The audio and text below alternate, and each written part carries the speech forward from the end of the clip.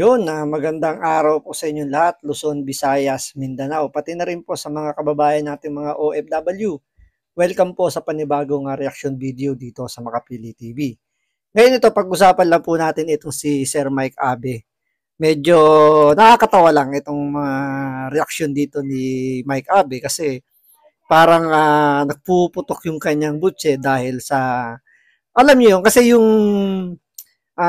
kumbaga yung kinagagalit dito or kinapuputok ng bulsa ni Mike Abe dung sa nangyaring hearing kung saan ang pinaka topic doon si Pastor Kibuloy. So, marami siyang napansin doon na parang sinisisi niya or kini-question niya yung mga senador bakit ganun yung nangyari. So, sa mga hindi pa nakakilala dito kay Mike Abe, dati po itong tagasunod o sabihin natin, kung hindi tagasunod, siguro dating parang kanang kamay ni Pastor Kibuloy nung okay pa yung kumbaga hindi pa nagtatampo itong si Mike Abe dahil nagtampo to kay Pastor Kibuloy nung siya kinorek on air ni Pastor dahil sa maling interpretasyon ni Mike Abe doon sa isang senaryo or sabihin natin parang pinagtatanggol ni Mike Abe itong si Bongbong Marcos pero itong si Pastor Kibuloy kinorek siya.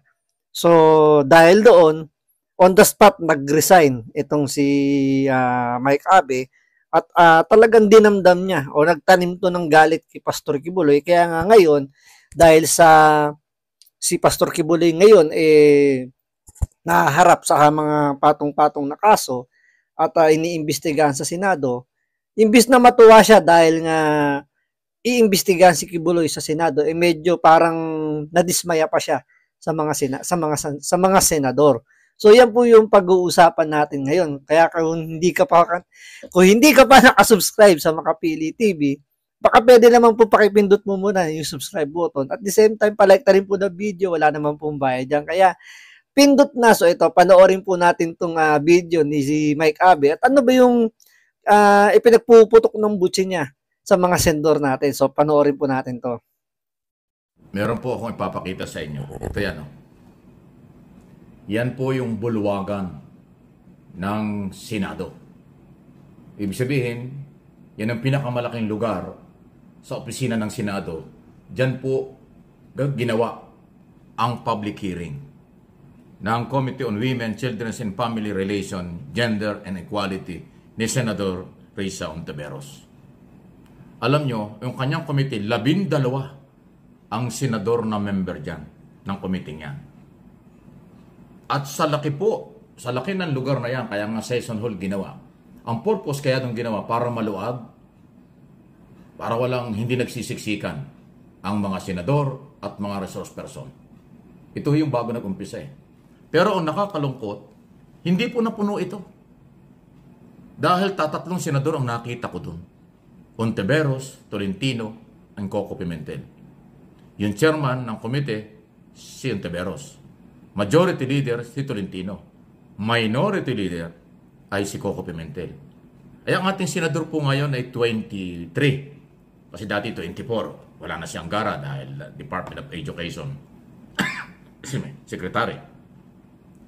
So yung 23 senador kahit pumasok sila at nag-attend ng public hearing, kasyang-kasya dyan, pati yung mga testigo.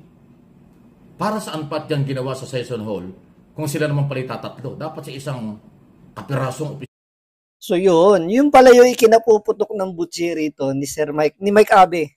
Kasi, kumbaga, ginanap yung public hearing kay Kibuloy sa isang malaking area pero hindi napuno. So, nagpuputok yung butsi rito ni Mike Abe dahil 3 senador lang yung umattend. Ang tanong, bakit 3 lang yung umattend? Yan yung magandang tanong dyan.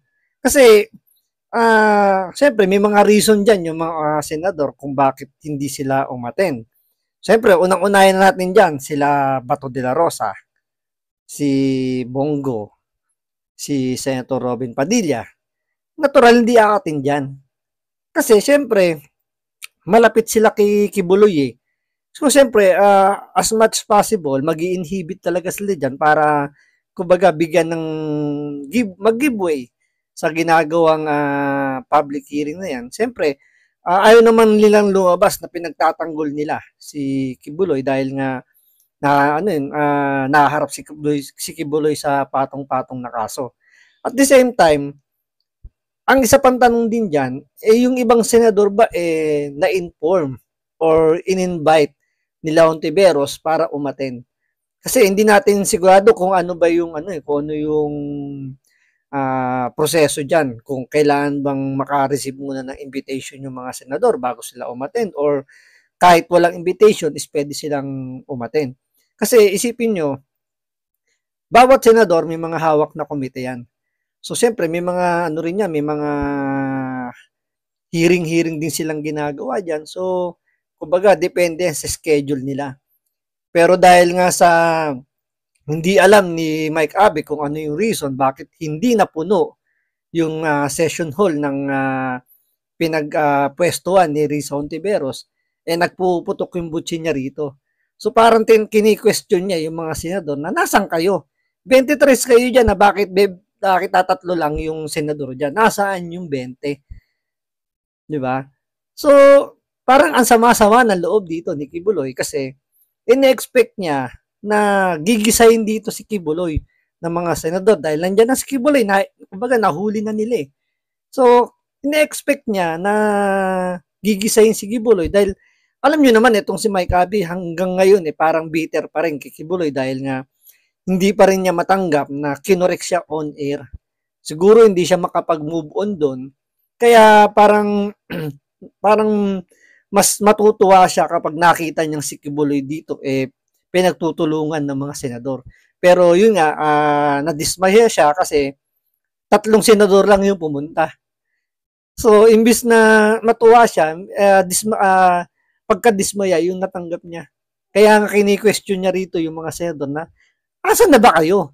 Bakit wala kayo dyan?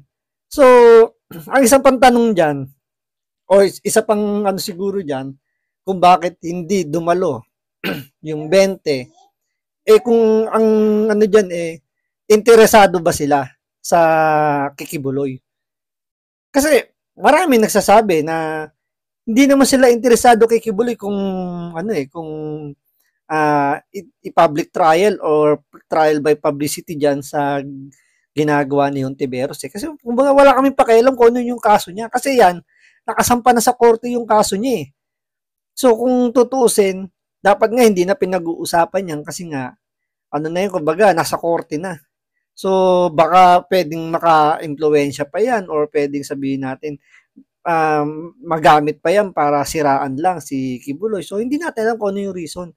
Kaya siguro, hindi rin umaten yung mga senador dyan dahil nga, siguro naisip din nila, nasa korte na yan eh, ano pang saysay para pag-usapan yan. Kumbaga, ano pang pwedeng batas ba ang pwedeng gawin dyan? Sabi natin, in aid of legislation yan, kagaya ng ginagawa rin ng TUADCOM. Nasabi nila, yung hearing nila para do sa war on drugs, in aid of legislation. Dito kay Kibuloy, in aid of legislation pa ba to? Ang tagal ng hiniring yan ni Hontiveros. Di ba? Hanggang ngayon ba, hindi pa rin pala sila nakakaisip kung anong batas yung gagawin nila at kailangan pa nilang i-sensationalize itong issue ni Kibuloy. Kaya siguro yun yung isa sa mga reason kung bakit walang pumuntang senador. Siyempre, yung 2 senador na nandyan, si Coco Pimentel at si Tolentino, especially si Tolentino, re-electionist yan. Siyempre, kailangan niya ng publicity. Para siyempre, mag-election, alam nyo na, good or bad publicity, still publicity. Tapos si Coco Pimentel tatakbong I think congressman yata sa Marikina. Kaya kailangan niya rin ng publicity. Kaya umatin siya diyan. Pero kung hindi mga tatakbo yan sa politika, baka mag-isa lang dyan si Hontiveros na pumunta, edi mas lalong nayamot itong si Mike Abe. Sinalang dyan sa Senado, magkakasya na sila. Kasi pag sa session hall, mas malaki ang gastos. Sa ilaw pa lang dahil napakalaki ng lugar na yan. Maraming aircon dyan. Kasi may mga gallery pa, di ba? Bukas ang aircon lahat yan. So gumastos ang taong bayan para sa public hearing at inaasahan nating magpa-participate ang 11 senador na mga member ng komite o lahat ng senador sa hearing. Ay bakit tatatlo? So ngayon, kini-question ngayon, parang nagagalit dito si Mike Abe dahil gumastos daw yung committee na yon. Dahil nga nakabukas yung aircon, malaki yung area. Sisihin mo si Ontiveros kung bakit dyan siya nagpa-conduct ng hearing. Yung mga senador ba na hindi umatin ang nag-request na dyan gawin yung hearing? Di ba si Ontiveros? So dapat si Ontiveros ang sisihin mo, hindi yung mga senador na hindi pumunta. Kasi ang nag-aksaya ng pera dyan, si Ontiveros, hindi yung mga senador na hindi umattend. Pambira naman, maninisi ka ng mga senador na nagdulustay ng pera, samantalang yung nag-request ng malaking venue, hindi mo sinisisi. Diba? Napaka sablay naman nung paninisi mo kung ang sisisihin mo yung mga hindi umattend na senador. Sisihin mo kung sino yung nag-request na dyan ganapin yung hearing. Considering ang daming kailangang buksan na aircon, pero hindi niya napuno. Di ba parang ano yan parang alam niyo yung concert na kumuha ka ng malaking venue, tapos ang sisisihin mo, yung mga bumili ng ticket na hindi umattend. Dapat ang sisihin mo doon, yung kung sino yung nag-rent ng venue na yun. Sino yung nag-request ng venue na yun, hindi yung mga bumili ng ticket o yung mga na-expect yung dapat pumunta na hindi pumunta. So sa ano na yan, sa punto na yan, ang sisihin mo si Ontiveros kasi siya yung head ng ng hearing na yan Siya yung nag-request siguro ng pwesto na yan. So siya dapat din sisihin mo dahil sa gumastos ng malaki para sa hearing na yan. Alam nyo, ganito yan Bawat komite sa Kongreso o sa Senado, may mga member yan sa Senado, more or less mga 12. o 10. Pagka Blue Ribbon halos lahat member. Pagka Finance Committee, Budget, lahat member. Pero alam nyo, sa rules nila, kahit hindi member ka ng komite, pwede kang umattend ng hearing at mag-participate sa question and answer. Dati natalakay ko na ito. Hindi lang pwedeng sumali sa voting. Halimbawa, mayroong motion for divide the rules, divide the member para sa magdesisyon kung anong tamang gawin. ang hindi member, hindi pwedeng mag-participate sa voting. Pero pwedeng sa question and answer, sumali. So, kung yung 23 senador umattend, mas magandang tingnan, mas maraming tanong tayong maririnig, mas maraming idea tayong maririnig. So, sabi niya, lahat daw ng miyembro o lahat ng senador pwedeng umattend kahit hindi ka member ng komite. Hindi ka lang pwedeng sumama sa botohan, pero pwede ka magtanong. Ang tanong, interesado ba yung mga senador na hinahanap mo umattend dyan sa hearing na yan? Malamang hindi sila interesado. Kasi ikaw, halimbawa, interesado ka ba na pumunta sa isang lugar? Pupunta ka ba sa isang lugar na hindi ka interesado? Siyempre hindi. Parang pinakasimple. Hindi ka kumakain ng gulay, pero bibigyan ka ng gulay, kakainin mo ba? Siyempre hindi, di ba? So same thing din dito sa mga senador. Malamang hindi sila interesado, kaya hindi sila umattend sa hearing na yan. Kasi alam nila, yung hearing na yan, dapat nasa korte na. Doon na dinidinig yan kasi nga nakasampan na yung kaso. So ano pang reason para umattend sila dyan, para magtanong pa. At alam din nila, si Kibuloy, kumbaga nakakulong na yan So, sagutin man ni Kibuloy o hindi na siya pwedeng i-cite in contempt kasi nakakulong na siya. So, paano pa nila gigisahin dyan si Kibuloy? Diba? Napakasimple lang nakakulong na yan Ano pang gagawin nyo?